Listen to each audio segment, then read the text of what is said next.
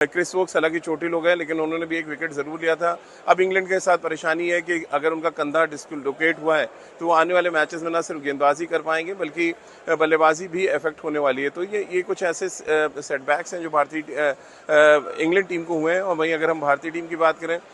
तो भारतीय टीम शायद बहुत दुखी होगा जिस तरह से शुभमन गिल रन आउट हुए, क्योंकि उनका रन आउट शायद इस मैच में टर्निंग पॉइंट साबित हो सकता है। क्योंकि अभी देखिए पहला दिन है, बहुत ज़्यादा खल नहीं रहा है हमें, वो रन आउट हुए, लेकिन वो जो कहते हैं ना किसी मैच में टर्न हो जाना सडनली चीज़ें, क्योंकि जब वो बैटिंग कर रहे थे लग ही नहीं रहा था बॉल इतना स्विंग कर रहा है या बॉल इतना कट कर रहा है, लेकिन जैसे ही शुभमन गिल आउट हुए वो मूवमेंट भी नजर आने लगा, वो बैट्समैन बीट भी होने लगे और वो जो टेक्निक का टेस्ट है या टेम्परामेंट का टेस्ट है वो लगातार होना शुरू हो गया। तो यहाँ पर इंग्लैंड के गेंदबाजों ने लगातार इंटरेस्टिंग लाइन और लेंथ पे गेंदबाजी की, लगातार भारतीय बल्लेबाजों का टेस्ट लिया और इसी वजह से स्कोरबोर्ड पे अगर आप देखें तो 6 विकेट डाउन है भारत। और भारत के लिए तो अभी कोशिश यही होने वाली है कि वो किसी भी तरह से पहला सेशन सर्वाइव करें, क्योंकि देखिए नया फ्रेश हमारे जो गेंदबाज अगर इंग्लैंड के आएंगे तो वो आपके ऊपर अटैक करने जाएंगे फिर से पहले सेशन में। कल भी ओवरकास्ट कंडीशंस रहने की संभावना है जिस तरह की यहाँ पे प्रेडिक्शन है, और इस प्रेडिक्शन को जहन में रखते हुए भारतीय बल्लेबाजों को अपनी रणनीति बनानी पड़ेगी। अच्छी बात यह है कि करुण नायर जो टेक्निकली बहुत साउंड बैट्समैन है, बहुत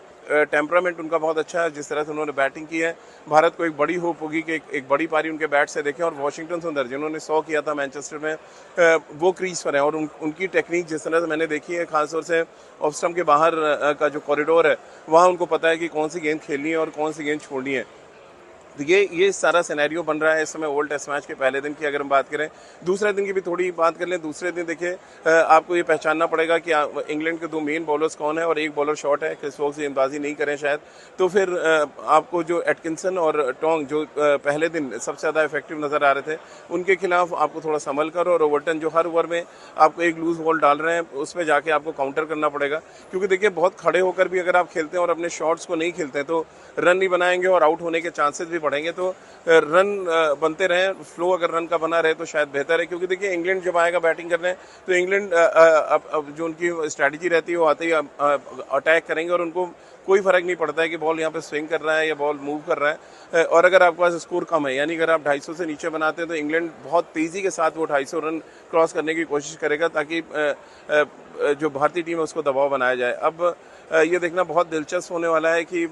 जो दूसरे दिन का सेशन है वहाँ पर भारत क्या कुछ रणनीति के साथ आता है, क्योंकि मेरे ठीक पीछे आप देख भी रहे हैं अब ग्राउंड को कवर किया जा रहा है। और ये ग्राउंड इसलिए कवर किया जा रहा है क्योंकि रात में रेन्स जो बारिश के चांसेस हैं और कल भी ओवरकास्ट कंडीशन रहेगी। एक दो बार जैसे कि आज खेल रुका बारिश की वजह से फिर रुकेगा, लेकिन यहाँ की जो ड्रेनिंग सिस्टम की बात करें बहुत ही शानदार ड्रेनिंग सिस्टम है। और ड्रेनिंग सिस्टम इतना शानदार है यहाँ पे कि अब with in half an hour match शुरू हो जाता है। मेरे ठीक पीछे देखिए ली फोर्टिस भी आपको नजर आ रहे हैं कवर्स उठाए हुए, और ये लगातार विवाद में रहे हैं इस मैच में, लेकिन बहुत शानदार काम किया है उन्होंने। अगर हम बात करें जिस तरह से मैदान को तैयार किया और मैदान फिर इनिशियली मैच हो पाया, तो मेरे ठीक पीछे आप देख भी रहे हैं ओवल की ये पूरा ओल्ड पवेलियन है, बहुत ही ऐतिहासिक यहाँ का स्ट्रक्चर है। जैसे कि हर मैदान के बारे में आपको बताता आया हूँ कि ये जो स्ट्रक्चर है इंग्लैंड अपना हेरिटेज उसको बचा के रखता है और ये उनके ग्राउंड्स का एक तरह से कह सकते हैं एक सिंबल है।